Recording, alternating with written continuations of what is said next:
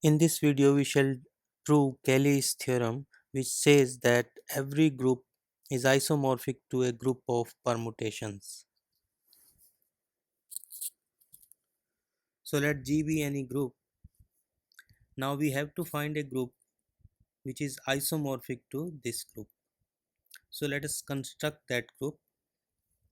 For any G in G, we define a map TG from G to G by this, that Tg of x is equal to simply G times x.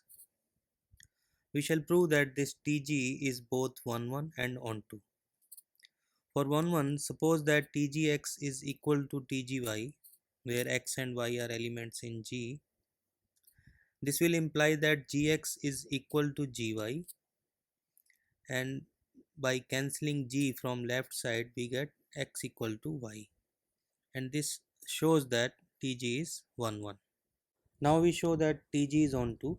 For this we pick an element y in G and we will show pre-image of this y under Tg. Notice that Tg of G inverse y is equal to G times G inverse y, which is equal to y, and so y has pre-image G inverse y under T, and this shows that Tg is onto. So we have proved here that corresponding to any element G in G, we have a map Tg which is 1 1 and onto. Let G bar denote the set of all these Tg's where G is in G. So G bar is a set of permutations on G.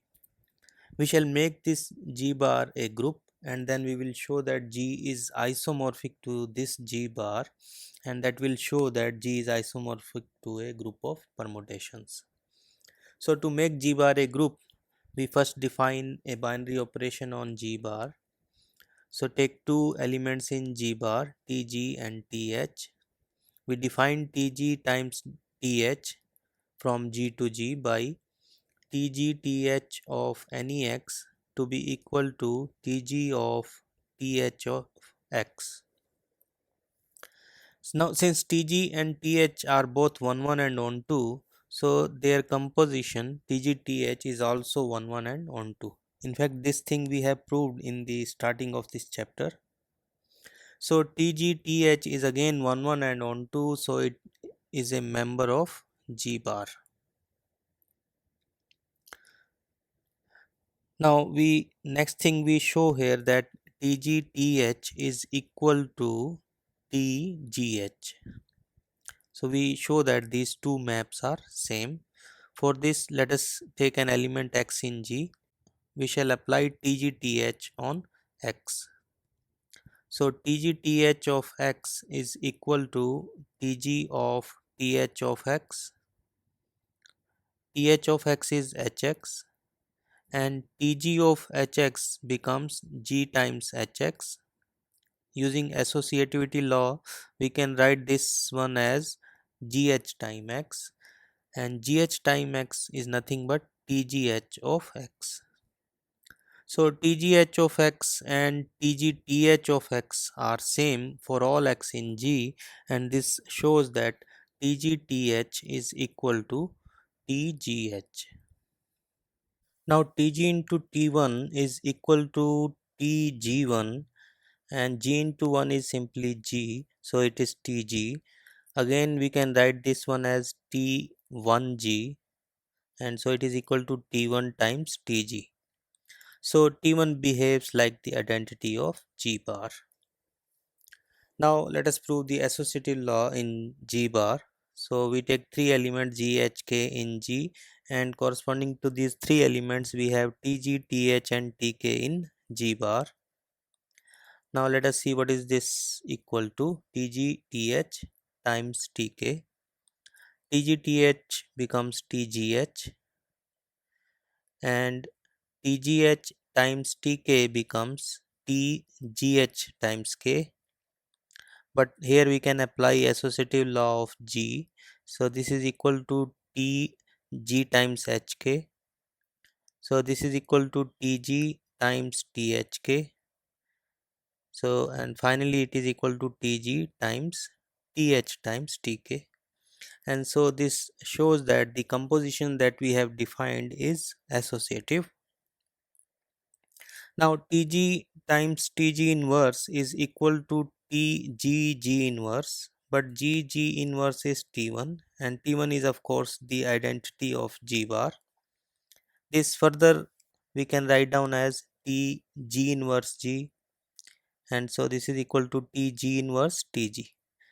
And so this shows that inverse of Tg is equal to Tg inverse. So we have made this G bar a group, and it is a group of permutations. The only thing now remains to show is that G is isomorphic to G bar. Let us define phi from G to G bar by phi of G equal to Tg. Now if G is same as H, then Gx will be same as Hx, and for all x of course. So Tgx is Thx for all x in G. This shows that these two maps Tg and Th are same. So corresponding to a single element in G, we have a single map in G bar. So this shows that phi from G to G bar is indeed a map. Now we show that this phi is 1 1 on 2 and homomorphism, and this will show that G and G bar are isomorphic. So to show 1 1, suppose that phi G is same as phi H. This will imply that Tg and Th are same. So Tgx is Thx for all x in G. In particular, Tg1 will be equal to Th1, but Tg1 is G and Th1 is H. So G is equal to H. This shows that phi is 1 1. Now to show that phi is on 2, we pick an element from G bar. Any element of G bar is of the form Tg, where G is in G, and pre-image of Tg is just this G, because phi of G is Tg. So Tg has pre-image G simply. So this shows that phi is on 2. Now we show that phi is a homomorphism. So for this, take two elements in G. Then phi of G times H is Tgh. Tgh is Tg times Th, and this is phi G of times phi H, and this shows that phi is a homomorphism. And so phi is an isomorphism, and hence G is isomorphic to G bar. Let us understand Kelly's theorem with this example. We take the group U12. U12 is the group of positive integers which are less than and co-prime to 12. So U12 consists of 4 positive integers 1, 5, 7 and 11. Recall that in Kelly's theorem we form a map Tg corresponding to each G. Now we have 4 elements here in G, 1, 5, 7 and 11. Corresponding to each number 1, 5, 7, 11, we shall define a map from G to G. Also recall that corresponding to 1, the map was identity. So T1 is the identity. So if we take T1, T1 will fix all these 4 numbers 1, 5, 7, 11. So under T1, 1 goes to 1, 5 goes to 5, 7 goes to 7 and 11 goes to 11. So this is T1, the identity of G bar. Now what T5 will do, now again recall that Tg of x is G times x for any x. So T5 will multiply every element by 5. So it will send 1 to 1 times 5, that is 5. It will send 5 to 5 times 5, that is 25, and 25 modulo 12 is 1. So 7 will go to 35, and that is 11 modulo 12. 11 will go to 55, and that is 7 modulo 12. Similarly, we can find T7. It will multiply every element by 7, and T11. So in G bar, that is U12 bar, we have 4 maps T1, T5, T7 and T11. Now if you make the operation table of U12 and U12 bar, then you can observe that the operation tables of both these groups are identical.